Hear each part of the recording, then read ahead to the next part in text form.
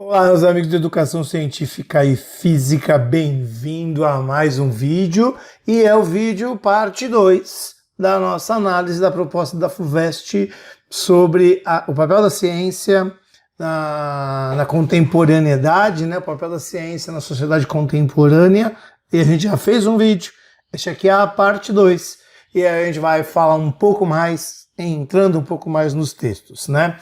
Não esquece da nossa campanha dos 1.000 inscritos, de você compartilhar, né, o vídeo, convencer as pessoas para a gente chegar a 1.000 inscritos.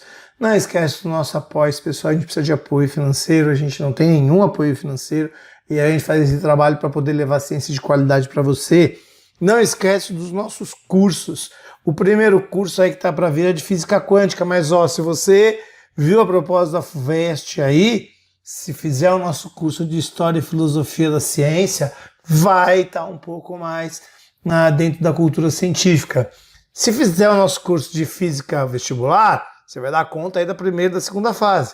Mas você pode fazer também o curso de Física Conceitual, onde a gente trabalha conceitos da física sem necessidade de uma matemática profunda, né? São cursos que vão vir aí, que vão pintar para nós aí em 2020, ok? Fica de olho para isso, mensagem aqui para esse WhatsApp, para você ter informações logo que a gente estiver lançando esses cursos. E no vídeo de hoje a gente vai partir para aquela análise, continuar aquela análise da redação parte 2. A gente vai aprofundar um pouquinho algumas questões. Antes disso, eu separei aqui, ó, deste livro do Marcelo Gleiser, para você ter um pouco a ideia assim da pegada que a gente tem aqui na Educação Científica e Física, do que a gente gosta de fazer, como a gente gosta de pensar a ciência. Logo no começo deste livro, ele fala assim, eu vou ler um trechinho para você, pequeno, tá? Só para você ter uma ideia, ele fala assim, ó: gosto de comparar o cientista que escreve sobre ciência para o público em geral com um tradutor tentando encontrar os modos para descrever certas imagens e ideias em uma nova língua, que talvez não seja tão adequada quanto a língua original, no caso, a matemática. Inevitavelmente, algo será sempre perdido na tradução.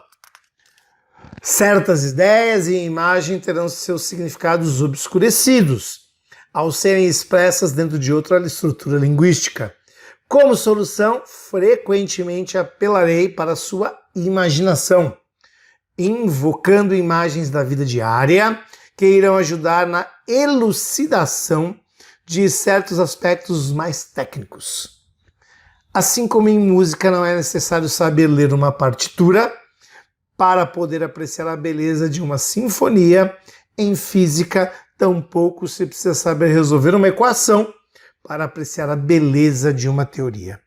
Minha esperança é que a tradução seja boa o suficiente para você, para que você possa apreciar as maravilhas do universo. Essa é a nossa crença aqui, e é isso que a FUVEST esperava, que você que passou pelo ensino médio tivesse esse olhar de ciência também.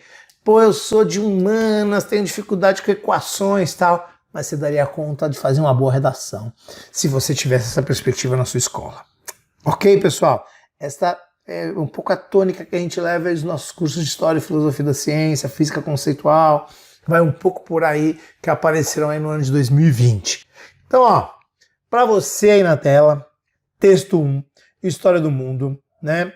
Luiz Fernando Veríssimo, As Cobras, Antologia Definitiva, né? Tem os personagens que são personagens bem conhecidos, né, do Luiz Fernando, e aí tá a História do Mundo 11, né? Aí ele fala assim, não foi você que inventou a roda? E veja que eles estão num plano inclinado, né? Estão num plano inclinado. Aí ele responde lá, né, os personagens, foi, mas você já vê que tem uma roda descendo, mas já me arrependi, minha roda passa por cima dele, né? E aí, bom, você pode, isso aqui isoladamente daria margem para a gente pensar em muita coisa, mas pensando do ponto de vista da ciência, a gente pode trazer alguns aspectos aqui, né? Então a gente pode pensar assim, bom, a ciência, ela acaba sendo a criação que se voltou contra o Criador, um pouco na perspectiva do Frankenstein, né? Da criação que se torna contra o Criador, porque o homem cria a ciência como uma maneira de entender como as coisas funcionam, como o mundo funciona, e esta criação acaba de alguma maneira sendo usada ou se tornando, digamos assim, uma ferramenta contra ele. Alguns exemplos, né? Se você pensar nas guerras, é o exemplo mais gritante, né? Se você pensar no desenvolvimento, antes de pensar em coisas mais sofisticadas, se você pensar no desenvolvimento da balística, das armas de maneira geral, você tem todo um fundo de física e de química ali, né? E também de biologia no que diz respeito à fatalidade dessas armas, né? Então é uma ciência que é usada para matar, né? O desenvolvimento de toda a balística, assim como o desenvolvimento das armas químicas, né? Utilizando o conhecimento da química, das reações, para você obter substâncias que são letais, né? E o exemplo talvez mais gritante, que são as armas nucleares, onde uma tecnologia que pode ser usada para salvar pessoas é usada para matar pessoas, né? Então acho que tem este olhar, né, que você pode ter sobre este texto, né, que é uma tirinha e tal. Também você pode ter alguma coisa um pouco mais sutil, um pouco mais filosófica, no sentido da nossa dependência da tecnologia como a aplicação da ciência. Então, na medida em que o desenvolvimento tecnológico vai gerar na nossa sociedade um mar de pessoas desempregadas, né? Porque os robôs, a inteligência artificial, vai tomando conta e a gente vai tendo cada vez mais trabalhos mais sofisticados. Então, o que será feito dessas pessoas que não vai ser possível essas pessoas se recolocarem, né? Então, a gente teve esse momento na história, quando se saiu do campo para a cidade, né? Então, a pessoa era lá uma agricultora, ela passou a apertar parafuso. Mas é diferente hoje de um motorista virar um designer ou virar um projetista. Esse salto não vai ser possível. Você pode ter um grande número de pessoas que são refém do desenvolvimento científico, do desenvolvimento tecnológico. Então a Tirinha talvez aponte um pouquinho para essa direção, e é algo que você poderia, de alguma maneira, explorar no seu texto, e ela traz essa reflexão. O texto número 2, que é do Oscar Sala, ele vai falar assim, ó: somente numa sociedade onde exista um clima cultural em que o impulso à curiosidade e o amor à descoberta sejam compreendidos e cultivados, pode a ciência florescer. Somente quando a ciência se torna profundamente enraizada como um elemento cultural da sociedade é que pode ser mantida e desenvolvida uma tecnologia progressista e inovadora, tornando-se então possível uma associação íntima e vital entre a ciência e a tecnologia. Essa associação é uma característica da nossa época e certamente essencial para a manutenção de uma civilização com os níveis presentes de população e qualidade de vida. O texto é do Oscar Sala, de 1974. Então vamos lá. Ele está falando de que para florescer ciência, você precisa ter um clima cultural que favoreça esse impulso.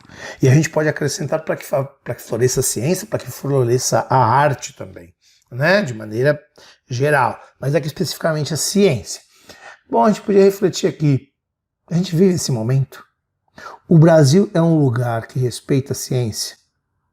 É a primeira pergunta para se fazer. O Brasil hoje é um lugar que cultiva um clima cultural propício ao amor à descoberta? Não pode ser, né, pessoal? E aí você podia voltar para o nosso país e olhar os cortes das bolsas de pesquisa. Quantas pessoas foram prejudicadas porque não se enxerga a ciência como investimento nesse país? Por uma série de questões ideológicas que poderiam ser, digamos, até discutidas no texto, né, que você ia montar. Os cortes das bolsas que estão associados à contingência, o corte do dinheiro para as universidades públicas, que é onde se faz pesquisa nesse país. 95% da pesquisa nesse país está na universidade pública. As melhores universidades são públicas. Não adianta você falar de ranking de exterior, porque as melhores são públicas, né? E a pesquisa básica, no Brasil tem um vídeo que fala sobre isso, eu vou deixar ele na descrição e no final aqui. A pesquisa básica no mundo, ela é, a maior parte dela, mais de 80%, com investimento público em pesquisa básica. E como que a gente pode ter um ambiente diante de um Estado que não valoriza a educação, o professor, logo o pesquisador? São coisas muito próximas, né? Então a gente precisa desse ambiente cultural, né? Precisa se entender que ciência é cultura, e precisa se entender o que é cultura, né? Cultura vai muito além daquilo que muitas vezes vem à nossa mente. Eu geralmente faço uma crítica, por exemplo, à virada cultural em São Paulo, né? Muitas vezes você não tem lugares que lidam com ciência. Ciência é cultura também, né? Então os parques deveriam estar abertos também. Eu digo os parques como os observatórios astronômicos, os parques de ciência deviam estar abertos também nesse momento de virada cultural, porque a ciência faz parte da cultura. Então o Oscar Sala, ele traz essa questão de que o ambiente tem que ser propício. A Coreia do Sul fez isso. A Coreia do Sul, há 30, 40 anos atrás, era tão deficitária quanto o Brasil ou mais, mas investiu pesado em educação e ciência e se tornou a potência que é hoje, né?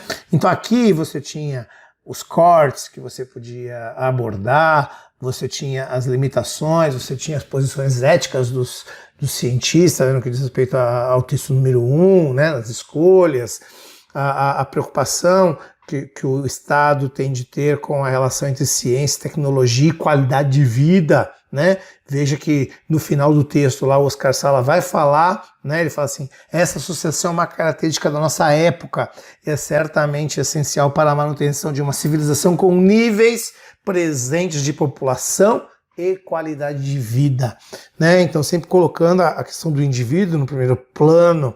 Então a ciência como maneira de entender o universo, mas buscando favorecer a qualidade de vida acima de tudo, e para que ela floresça enquanto uma ferramenta que salva vidas na questão das doenças, que possibilita infraestrutura na questão de locomoção, na questão de saneamento básico e tal. Você precisa de conhecimento científico para isso, você precisa de um Estado que invista, né? E o Brasil foi o retrato ao contrário disso, né?